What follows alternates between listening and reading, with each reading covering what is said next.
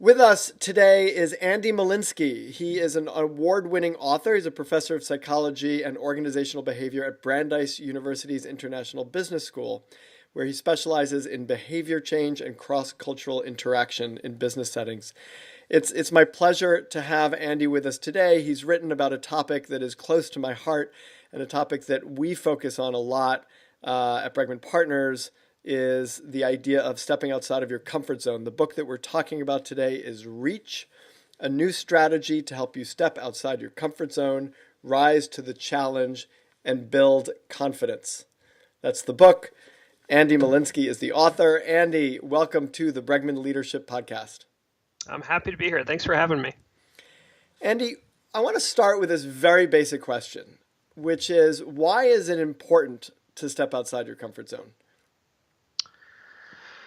I think I think the reason has to do with personal growth, I would say. And so there has to be something in it for you. I think we often have ambitions to do something at work, to try out different tasks, to step into a new role, maybe start a new business, confront a new challenge. And I think a lot of these situations, find a new job. A lot of these situations, these sort of transitional situations, force us out of our comfort zone. And we, of course, can avoid doing these things. And I think we're pretty good at it. But if you do want to kind of approach instead of avoid, I think you're going to bump up against the challenge often of having to stretch outside your comfort zone.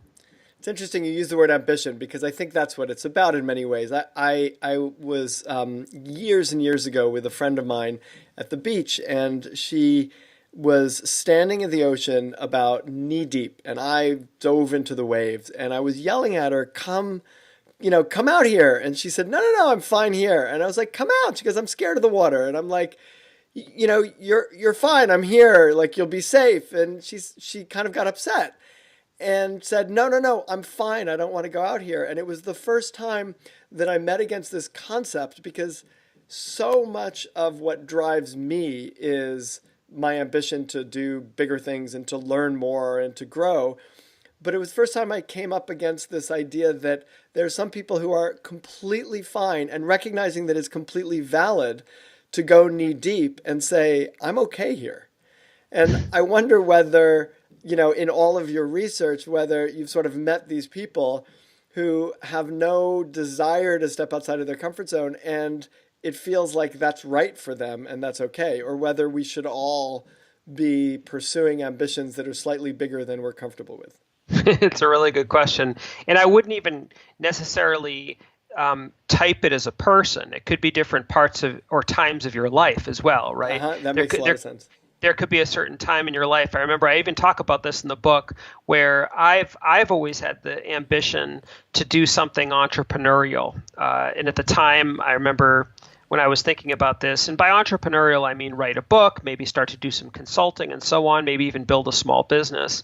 I've always wanted to do that. But I also was pursuing, at least initially, the traditional academic path, and I was struggling in trying to get tenure, which is for those of you who don't know, it's essentially you have about 6 or 7 years, depends on what school you're at, to kind of create a national or international reputation for your research. And then the school writes for letters from experts in the world on your field, and they basically give you a thumbs up or thumbs down. And if you get a thumbs up, you have a job for life. If you have a thumbs down, you're fired. You're looking for a job for life. You're looking for a job. So it was, as you can imagine, it was an incredibly stressful time. And on top of that, we were having our first child, my wife and I. And so, I don't think that was a time when I was going to venture deeper into the water. I mean, some people might have done it, I think, but I don't know. Maybe I was too realistic, too sensible, too risk averse, I guess actually in that case, sensible. And, now my kids are 10 and 12. I have tenure and so on. And I now have the freedom in life and at work to maybe venture off into the deeper ocean, so to speak. But I still get afraid. You bring up such an amazing point, and it's a distinction between the sort of world of academia and the world that, many of the listeners are on and that many of us are in organizations. And which is you actually are in a situation in which you have a committed job for life. And and so you're in a place where you're saying, beforehand I didn't have a job for life, and I didn't really want to take risks until I knew that that was solid. But everybody, who's not in academia, who's out there work, is thinking, I'm going to take risks at my work, but I don't have a job for life. Like these risks, if I take these risks, they hold great potential. But the downside is also more than just emotional. The downside is I might lose my job. I might, get demoted. I might get passed up for a promotion. Yeah. How do you help think about that challenge? No, it's a good question. I think it's, I was thinking about your story earlier about the woman, your friend in the water. Let's call her Kathy, because that's her name. That's her name. Okay. So I was thinking about Kathy in the water. And, I think it's very hard sometimes. We do put up a lot of defenses around us in the sense that we can sort of rationalize to ourselves that, I don't want to venture into deeper water. I'm perfectly comfortable here. I'm maybe start to think about how I even really like shallow water for X, Y, and Z reasons. But, and sometimes those answers and those stories we tell ourselves are true and authentic and honest. And sometimes I think we're sort of defending against trying something new. And it's very, very hard, I think, to disentangle the two. What I often advise people is to ask yourself do a little thought exercise, and sometimes this works for me. If you had a magic wand and you could just erase all the anxiety and the fear and the worry around the situation, in that circumstance, then would this be something you'd want to do? If you could literally just get rid of the fear and worry, and if you can, engage in that thought exercise, and if you can actually see and say, yeah, actually it would be cool to go into that deeper water, but that sometimes helps pull apart the worry from the ambition. Do you know what I mean? Right. Is the worry data that we should be listening to? Is the anxiety around a comfort zone something to erase, or is it something to listen to? I think it's data for sure. And once you treat it as data, you start to have a bit more sort of distance from your emotion, and I think you're more capable of handling it. And I think also it's important to think of it as data in the sense that the more fine-grained you can be about what the source is, I think the more equipped you'll be to be able to handle it. So, for example, in the book, I talk about all sorts of psychological roadblocks that people face when stepping outside their comfort zone. You might code it in some way as general fear or anxiety, but it actually might be that you're worried that you'll feel inauthentic, or you're worried that you won't be liked, or you worry that you'll feel and look incompetent, and so on. And so I think the more you can start to put a name to these fears and to identify them, I actually think the more control you start having over them. So, yeah, and I'm just going to mention the other two that you talk about, which is resentment and morality, the sense that you may be immoral, or you may, that there's that you may feel resentment. I think if I'm remembering it correctly. That's right. Yeah. So logically, when in Rome, act like the Romans. Yeah. In this situation, this is kind of what I got to do. Whatever it might be. I'm at a networking event. I got to find a way to make chit chat and promote myself. But that doesn't mean I have to like it. Exactly. And then the morality one is, people don't always feel this, but I ran into a lot of stories of people who did. I have to tell you, I opened the book with a story of a young entrepreneur who ended up having to fire her best friend. I spoke with a woman who was a booker at a national TV show, and her job was to get people on the air and to be the first to get people on the air, even if it was like the case of a tragedy, and she had to get the family to come on air and talk about it and compete with all the other networks and be pushy about it. And you can imagine, I mean, she said that like a piece of her soul was sucked out every time she did that. And she eventually left, but that's a good example, the morality challenge. So my point, I guess, is that we all face psychological roadblocks, one form or another, and sometimes combinations, like a cocktail of them. And I think that can make it that can make it tough to step outside your comfort zone. But kind of identifying them and putting a name to them, I think, is the first step. One of the things that you talked about is this someone who, like, people fear crying. You mentioned in your book, people fear crying. They don't want to cry. And it struck me. I wrote that sentence down because it's one of these really interesting examples where I'll put myself in that category. You know, if I'm in a meeting with someone, and even if I feel emotionally touched and I feel tears in my eyes, I'm going to find it a little embarrassing, and I kind of want to hold back. On the other hand, when I'm on the other side of that, and I see somebody who's crying or somebody whose tears well up in emotion, I'm so deeply touched by that. And there's this discrepancy, there's this disconnect between how I judge myself and how I judge other people. And that in terms of doing something that's outside of my comfort zone, when someone else does something, I don't judge them for it. But when I'm doing that same thing, I judge myself and I try to stop myself from doing it. Did you explore this at all in your research? I didn't, but it's a really interesting question, and I imagine it has to do with a lot of things. Like, I mean, we could speculate, but about your role in that situation, potentially, about the could be the feeling of psychological safety you have in that relationship, and perhaps in the context as well. Could be gender related, sort of almost like gender expectations or your role expectations of who I'm expected or supposed to be in this situation. Although actually, no, I have to tell you, I did encounter this. I'm sorry. It just occurred to me as we were talking. You know where I encountered this is when I was studying police officers. I as part of this research, so I studied people from all sorts of professions, entrepreneurs, managers, doctors, police officers, rabbis, priests, baristas, you name it. I mean, even a goat farmer. And in one of the sets of people that I studied along with my colleague, who's a friend of mine and a Harvard Business School professor, we studied police officers evicting people from their homes. And I remember I personally did a ride-along, it's called, with two police officers in their car through a major metropolitan city. So it was an entire day of evictions that I was in the back of the cop car with, the bulletproof vest and everything. And I remember were you outside your comfort zone? Definitely, like literally outside my comfort zone. I mean, these are like the worst neighborhoods of this major city. Yes, definitely outside my comfort zone, and it was a very surreal experience. I have to tell you, to be in a police car. We could get into that. Like one funny thing was like going through a red light. That is what a weird experience. It's like it's a complete cognitive disconnect. Exactly, your visceral reaction is wait. That's not appropriate. You're going to get caught, and then you realize you're in a police car. But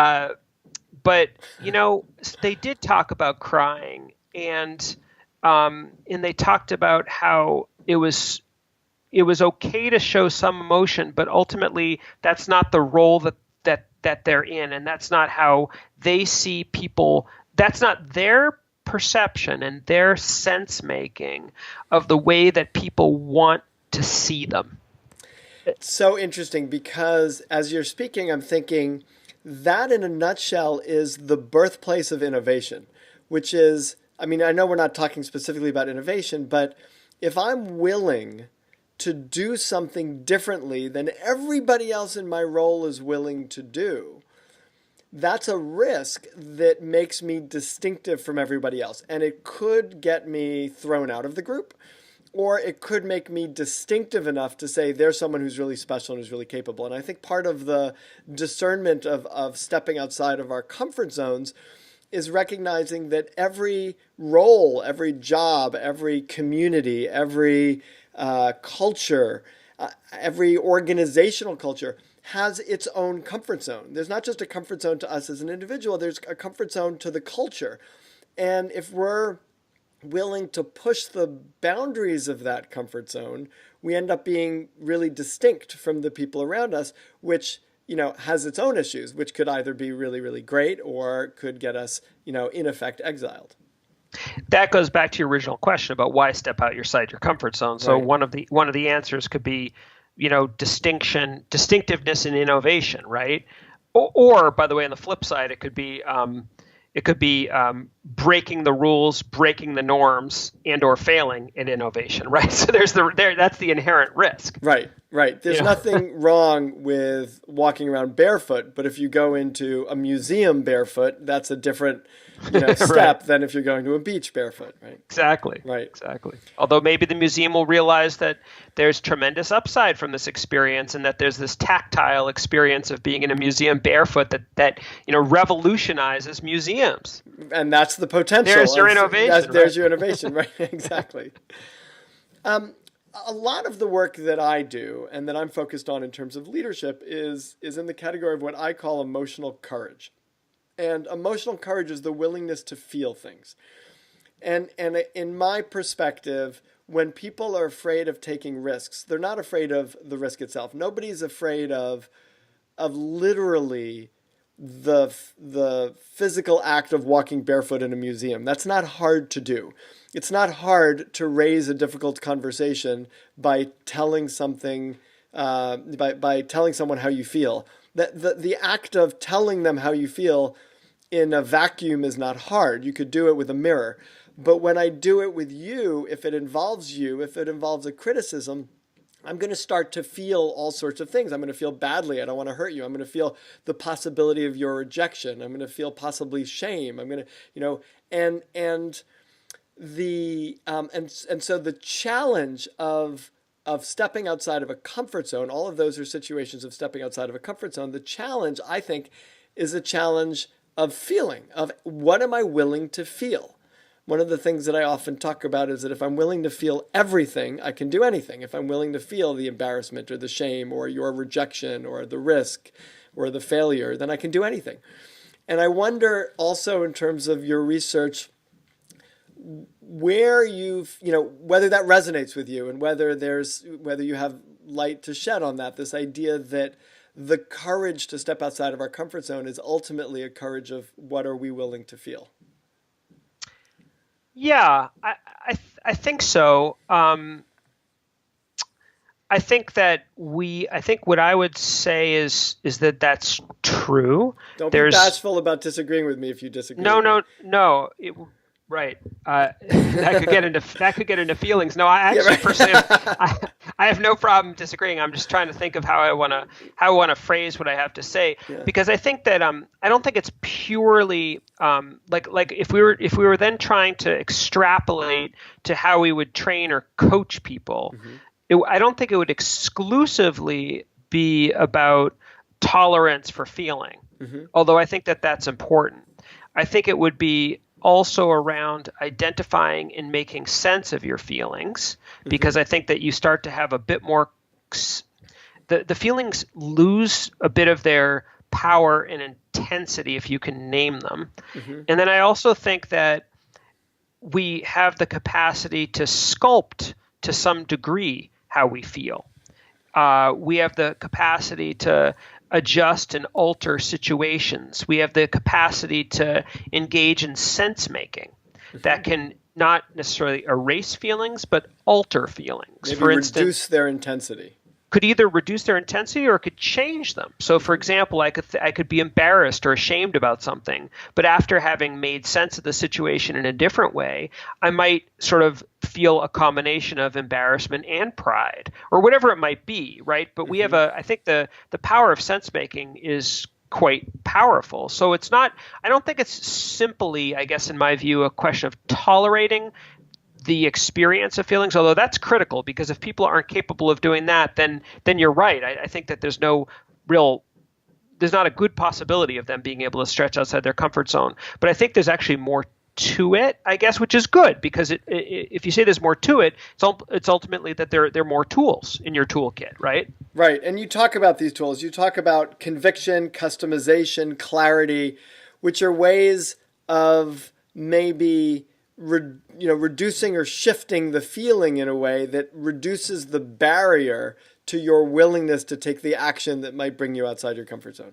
Exactly. So, I think that what psychology would say in my view, is that, it's not that, by the way, it's not that emotion or anxiety or stress is bad. In fact, oftentimes you want to have some of it to be able to perform at peak performance, right? You don't want to like think about, like, you want to kind of feel juiced in some way or excited. You need some anxiety, but there's a threshold for it. And I think that threshold is very personal, right? We all have different thresholds, but you don't want it to be over the top. You don't want to be flooded, because then if that's the case, you're not going to have the capacity to innovate and to be yourself and to be authentic and to be effective and all that. So I think it has to do with the mechanisms of sort of changing and sculpting, but also tolerating emotion. And the tools that I provide are, for example, conviction. The idea of, we go through them, but I don't know if we want to go through all of them, but conviction is the idea of having that deep sense of purpose in what you're doing. And I found across the board that was so critical for people to identify and own. And of course, the source of conviction is so variable. Like different people have different sources of conviction, and it has to be very meaningful to you. But sort of identifying that as a tool, locating and then embracing your own source of personal conviction ends up being quite powerful, I found. Mm-hmm.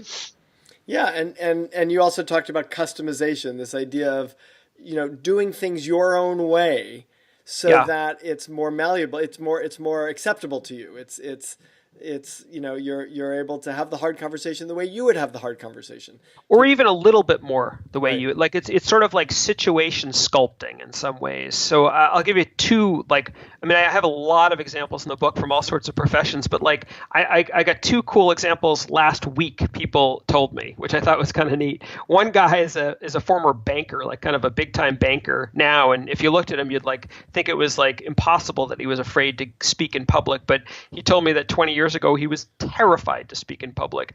And he was giving a big speech, one of his first big speeches in Boston. And he flew down a close buddy of his from New York, flew up, I guess, a close buddy of his from New York City, with the sole purpose of sitting 8th row center in his speech. Literally to have that smiling, friendly speech, It's a great idea. It's an idea of someone with deep pockets, but it's a great idea. Exactly. Here's another example of someone without deep pockets. The other story was actually a student of mine, an MBA student, and she's very, very shy.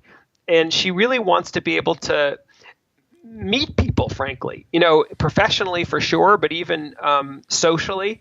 And so she would go to parties, or not even networking events, let's just say parties or get-togethers, and she'd sit in the corner and wouldn't really talk with anybody and so on.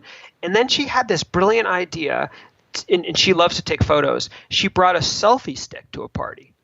And if you think about it, what a great prop, right? Because all of a sudden it facilitates interaction. People are curious about it. People think it's cool. They take pictures. It creates a social sort of glue. And then there's sort of there's a rationale or a reason for her to exchange emails and so on. So it's it was this massive change for her, just bringing that little prop. And so that's just an example of, I think we have more power than we think to make these subtle but meaningful changes in the situations we encounter, and that can change the emotions in some ways. You were talking about either the presence or absence of certain emotions or their intensity.